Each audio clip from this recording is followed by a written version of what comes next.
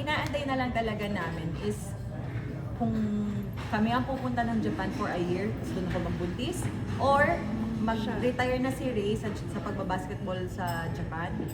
Dito na siya, kasi ang gusto niya hanggang 35 lang. Hindi ka makatrabaho si Mika, yung friend mo. Oo naman! Like kahit mag-cameo lang ako sa mga future projects niya, I'm willing to support talaga. When Hindi it ka comes weird if si Will Ashley talaga boyfriend. Bakit ba ako tinatanong? Ako ba nanay niya?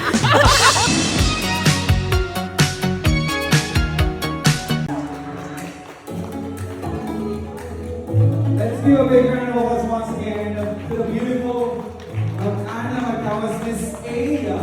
Everyone's excited. Ayan, namangin kayo. And would you like me to share a few words now before we introduce Zena? Hello everyone, good evening. Nagulat ba kayo?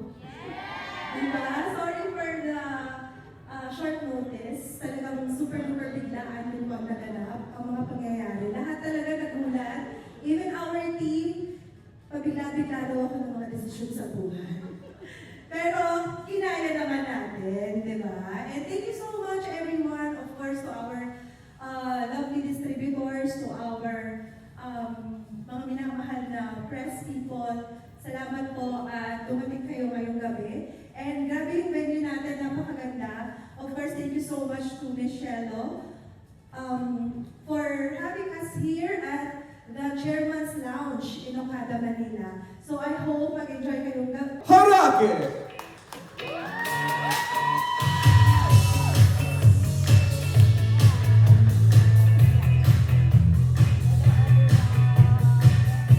Ladies and gentlemen, ang napakaganda si Zaina Harake. Palakpakan po natin. And I think everyone's excited na pa rin naman ang iyong meeting para sa Zina. Good evening, everyone. Thank you for coming. Alam ko traffic sa labas, pero lahat kayo nandito ngayon. So, let's enjoy the night. Or ito naman shared with us. Siguro mas lalo kasing na-build ni Luxlim yung confidence ko. Especially sa mga nakakaalam. Before, chubby talaga ako. And nung nag-start ako uminom ng Luxlim, kita nyo naman, na-maintain ko yung body ko. And especially yung pagiging umat ko for 3 years now. And sobrang thankful ako sa Luxlim family, especially with Mom Ana. Kasi grabe, 4th time na to. Benina. Correction. Nina. Hindi kasi syempre, di ba Gano'n nakalalim yung relasyon natin. Pero naninibago pa din ako kasi from madam ko na CEO na ngayon ninang ko. So medyo kakakasal ko lang pagpapractice ko palagi yung ninang. Ayun nga, thankful ako kay Mama Ana kasi kahit na kay Ninang Ana, kasi kahit na anong dumating na issue sa buhay ko, hindi niya ako iniwan. Talagang nag-stand siya for me. Lagi siya nandoon to support and alam din naman niya na hindi ko kaya nang walang Luxlim. Yun lang. Pero kidding aside, I love Mom Ana, I love the full Luxlim family that is... Despite alam naman natin, marami rin naman tayong options, pero nag-stick pa rin po kayo kay Miss Zelmy.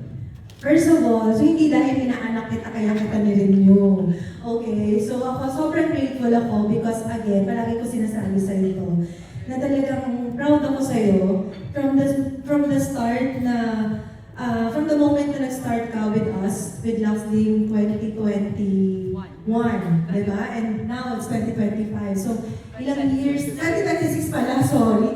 Ilang years ka na sa Lux and nakita ko yung improvement mo, yung growth mo, yung maturity mo as a person. Yun yung mas sinangaan ko sa iyo. Na hindi ka nag-stick sa kung ano ka before, pinili mong mag-grow as a whole, as a person. And of course, yun din naman, ang isa sa mga pinaglalaban ni Luxlim, di ba? Sabi nga, lead with confidence. Yes. Di ba? So, I'm happy na wala kang ibang tinatanggap, kundi kami lang. So, dun pa lang, sobrang grateful na ako. And grabe siya kasi, kahit pwede naman siyang humingi, di ba? Pwede naman siyang humingi ng product, mag-message siya, ma, wala na akong Luxlim. Nagugulat kami, meron nagpapa-approve ng Tin ID sa kiosk, sa Masinag, SM Masinag. Stamp daw siya ni Zainab. So kung pwede daw, kasi yung Tin ID, may discount eh. Nagpapa-OR ako. Nagpapa-OR siya. Tapos kung, so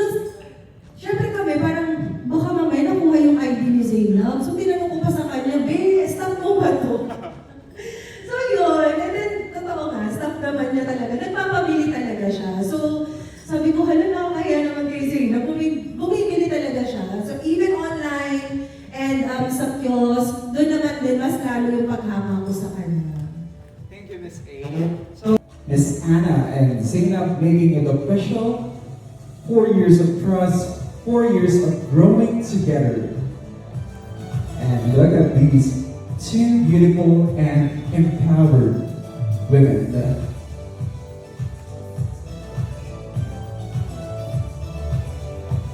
Hindi naman kami naka-experience, actually, no? Kaya sobrang grateful ako kay Zainab because naiintindihan niya, hindi araw-araw Pasko sa mga negosyo. Yung sabi nga niya, nag-end yung contract niya last year, June pa. Imagine, hinintay na kami, di ba?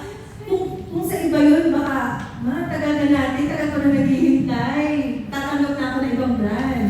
Pero siya talaga, hinintay niya talaga kami until we are ready. And di ba sabi ko sa'yo, nahihiya na ako sa kanya because this January naman, sunod-sunod naman yung mga nangyari, di ba? Maganda. Hindi. Hindi. Oo, yung mga negative na yung may nakawan sa shop, di ba? So, naging, talagang sobrang Sinubok kayo. sunod-sunod na sinubok talaga kami. Kasi sabi ko, babe, wait lang ha. Pero inire-ready na yung campaign, sabi ko sa kanya. And I'm so grateful na sobrang understanding niya, naiintindihan niya. Yung kapag sinasabihan ko siya gano'n, lang ba, kaya lang ba, ina-update niya rin naman ako sa mga ganap niya. Ganon. So, siguro yung nakikita niya na parang hindi naman, maybe because na-handle ko lang siya ng maayos, in a positive way, na babangon tayo, hindi tayo para manatili doon. Diba? So even the distributors, I always tell them na talagang sumabay lang kayo because time will come. Hindi lahat ng business is palagi kang nasa top, palagi kang nasa taas, or palaging Iba yung glow. Iba nga eh. Pinaka-piece of, peace chapter ng buhay ko. Yung talagang parang wala na akong takot, parang totally free na ako sa lahat. Tsaka pinag-pray ko pa lang. Sana natakot ka ba na parang dahil sa tagal ng renewal baka biglang umalis sa Zainab sa'yo? May ganun ba? Actually, naman ako, parang at ease naman ako kasi naparamdam naman sa akin ni Zainab yung parang binigyan naman niya ako ng assurance. Like every time meron siya nag-inquire sa kanya na brand, ini-inform niya ako. Sinisend ko sa kanya. Oo. Manager na, parang ganun. tinatanong niya sa akin, hindi ba conflict, okay lang ba to, mga ganun. And, of course, syempre trabaho niya. And kaya sabi ko, nahihiya ako kasi business niya yan eh. Part ng niya, kabuhayan niya na pagkal na may push na natin. Ready? Welcome ma. Ano ko ba? Gusto yung pagiging ninang ko kasi married life, paano ka naging? Actually, ganda ng banding namin kasi may time na naalala mo yung nagmotor si Ray, tsaka si Ninong B. Ano kami nun? Muna kami mabarag. Pero yan yung mga fan, talaga pag magkakasama kami, talagang si Ninong B din, hindi din kasi siya pala ito. Pero pagka sila dalawa ni Ray, natuwa ako kasi before, kapag nakikita ko yung husband ni Ninang Ana, dati to, wala pa, hindi pa kami mag-ninang. Hindi siya nagsasalita. So ngayon na nakikita ko na ay close siya kay Ray, naririnig ko na siya nagchichika, nakakatuwa na nagiging open na. Like hindi lang po talaga when it comes to business, parang open doors when it comes to family and special someone din sa buhay. Zainab, nakakabilib yung discipline mo. 3 years ka ng OMA. Opo. Pero kung meron kang message doon, sabi mo kanina, di ba, you were chubby before. Kung meron kang message to your younger self, ano yun? Discipline. Kasi wala po akong discipline noon eh. Ngayon po kasi meron eh. And ginawa ko siya because of nakuha ko kasi yung insecurities before eh. Like yung mga nakakasama ko sa vlog, kapag kakasama nila ako, para akong zero. Ang liliit nila eh. Like, I love Donna, I love Jelly, may do line up, diba? So, doon nag-start yung insecurities ko. Ang laki ko pala pag sila yung kasama ko. And then late ko na na-realize yun, pandemic na po. So, doon ako nagkaroon ng discipline. And then sakto, after I give birth to Bia, na-introduce sa akin yung mga ng Lux Sleep. And then, Parang maling-mali. and we stand with women. Ayan, lalo na madami. Sobrang naman namin, parehas kami kasi ni Ray provider, tapos maayos yung pagpapalaki namin sa mga bata. So tingin namin, kaya namin ng big family. Ang inaantay na lang talaga namin is kung kami ang pupunta ng Japan for a year, gusto na ko magbuntis, or mag-retire na si Ray sa pagbabasketball sa Japan, dito na siya. Kasi ang gusto niya hanggang 35 lang. 20 years na din siya naglalaro ng professional basketball. So, ayun. Mabibigyan na natin ng time. 27 pa lang naman ako, so 2 years. 33 na si Ray. So 29 ako na. Bago ako mag-30, ayan. Siyempre gusto ko din, excited ako sa lahi namin. Pero wait, how's the house?